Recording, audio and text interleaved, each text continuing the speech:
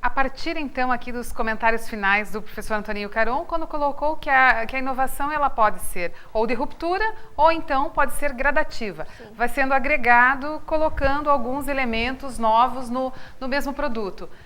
E os riscos? Porque a inovação de ruptura, ela também pode assustar no sentido de que ela traga um risco altíssimo. E aqui vai agregando, não seria alguma coisa, digamos assim, mais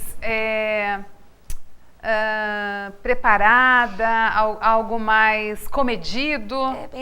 Bem da verdade, isso ocorre, principalmente nas grandes empresas, não tanto nas pequenas e médias, mas as grandes empresas, elas têm tanto o espaço para os produtos com as inovações incrementais, quanto o espaço para desenvolvimento de novos produtos, de produtos que virão ainda atender novos mercados. Um exemplo que eu costumo sempre dar em sala de aula foi a criação do Nike Fit, daquele tecido que transpira pela ródia. Foi uma junção de algumas competências dessa empresa na área química e têxtil que surgiu um produto completamente novo que não existia no mercado. Mas por quê? Porque esse tipo de empresa, que são empresas grandes, multinacionais, transnacionais, elas têm dentro da sua estrutura organizacional equipes especializadas para prospectiva tecnológica, buscar coisas que ainda não temos a competência existente dentro da organização, mas que poderá vir a ter. Não é isso, professor? A nanotecnologia, que é da Nike Fit, a biotecnologia, que é uma área completamente nova que está surgindo, que nós temos aqui no Brasil alguns exemplos importantes para a criação de vacinas.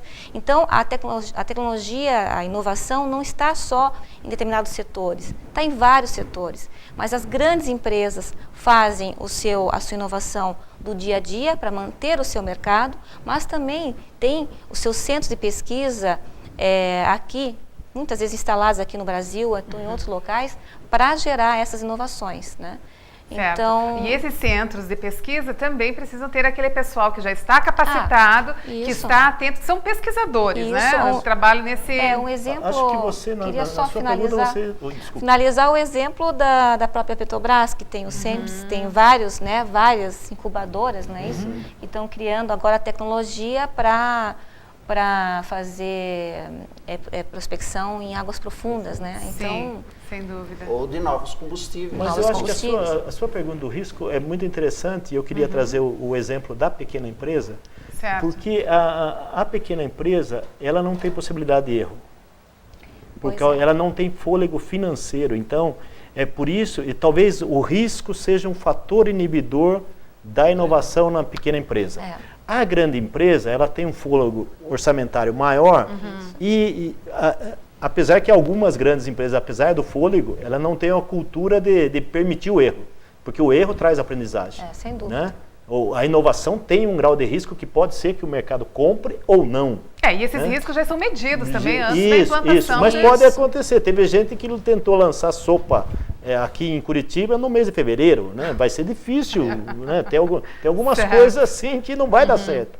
Então, mas a pequena empresa, ela tem essa questão do risco que ela não... Né? Ela não pode, a margem de erro é menor. Então, ele é um pouco mais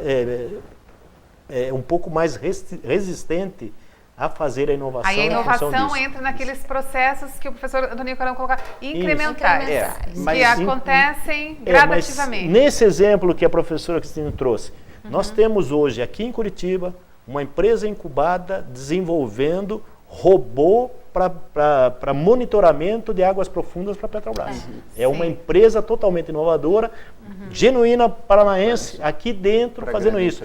Nós temos pequenas empresas desenvolvendo equipamentos de controle cardíacos também dentro de incubadoras aqui no Paraná, aqui em Curitiba. Nós temos pequenas empresas que já têm patentes internacionais. Então, as pequenas empresas estão percebendo e estão, na medida do possível, buscando esse espaço. Regina, antes que termine esse bloco, como você começou com uma pergunta, eu quero devolver a pergunta para você e para os nossos ouvintes. Qual é o risco de inovar? Mas qual é o risco de não inovar? Então, esta é uma questão de... Se inovar e ocorre o risco, se eu não inovar, eu morro. Desapareço. Porque produto velho, serviço velho, produto sem mercado, desaparece, eu perco o mercado. Então, a absoluta lei determinante da inovação é o que o mercado aceita, o que o mercado compra, o que eu posso vender. Quer dizer, eu tenho um risco em inovar, mas não inovar também tem um risco. O custo de inovar pode ser caro? Pode, mas o custo de não inovar pode ser a morte. E talvez para as pequenas empresas, então, seria a segunda opção, da inovação incremental, que ela acontece de forma gradativa. Não necessariamente. Não existe essa regra. Ok. Bom, vamos deixar então a nossa segunda questão norteadora e daí nós também já podemos agregar e incrementar com esses elementos que vocês estão colocando. O nosso contexto econômico contribui para a implantação dos processos de inovação? Quais os caminhos que as organizações deverão buscar para ações inovadoras efetivas? Fique conosco, já voltamos.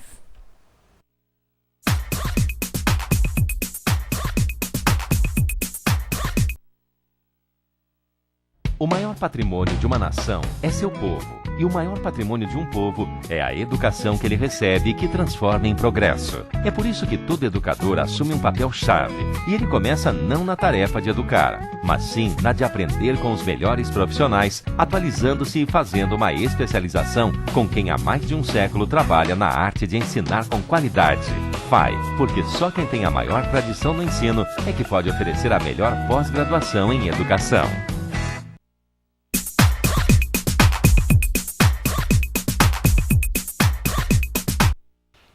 Voltamos para o terceiro bloco do programa de hoje, que está falando sobre a inovação nas tecnologias, na engenharia, nas organizações.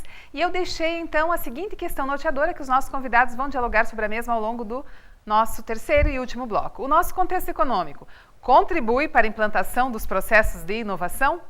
Quais os caminhos que as organizações deverão buscar para ações inovadoras efetivas? Bem, nós terminamos o segundo bloco com as manifestações sobre a inovação, conforme o professor Antoninho Caron colocava, que se a organização não inovar também ela desaparece, porque ela precisa estar caminhando. E o Aguinaldo fechou o seguinte, mas não necessariamente que a pequena empresa precise fazer apenas a inovação incremental, mas também pode tentar uma inovação de ruptura. Bem, mas e o nosso contexto econômico, que também está diretamente ligado com esses processos de inovação, permite com que as organizações, mesmo as pequenas, consigam implantar esses processos de inovação e quais os caminhos, então, que as organizações deverão buscar para essas inovações e que sejam efetivas? Veja, eu só não gostaria de tocar na questão dos tributos do país, né? Do custo Brasil e tal.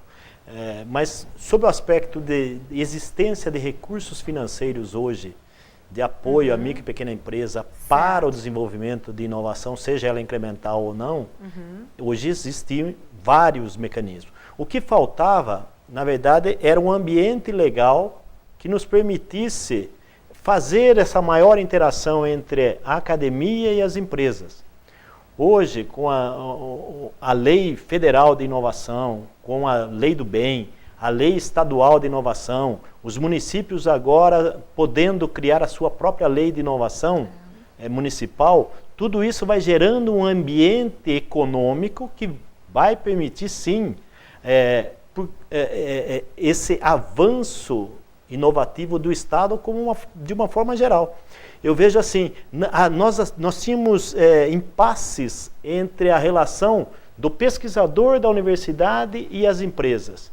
Nós tínhamos impacto se os centros, os laboratórios das universidades poderiam, principalmente do setor público, poderiam ou não prestar serviços para o setor privado. Aquela questão, né, sempre do uso do recurso público para uma atividade privada. Hoje, com essa legislação, com esse ambiente regulatório estabelecido, facilita e muito. Facilita, não estou dizendo que vai resolver, facilita. Por outro lado, é verdadeiro que a economia, principalmente europeia, está sofrendo, né, alguns encalços, né? A própria China, a gente fala que ela reduziu de 10%, 12% para 7%, para 7%.